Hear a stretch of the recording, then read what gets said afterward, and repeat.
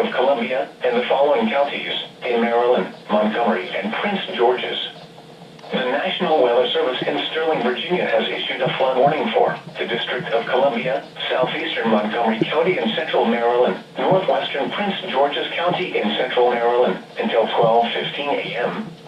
At 6:19 p.m., Doppler radar indicated thunderstorms producing heavy rain which will cause flooding.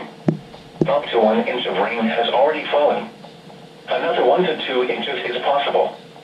Some locations that may experience flooding include Arlington, Bethesda, College Park, Greenbelt, Langley Park, Beltsville, Coral Hills, Bladensburg, University of Maryland, National Park, FedEx Field, Howard University, Gallaudet University, Fort Totten, RFK Stadium, North Bethesda, Landover, Hyattsville, White Oak, and Tacoma Park.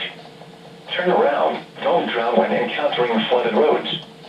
Most flood deaths occur in vehicles.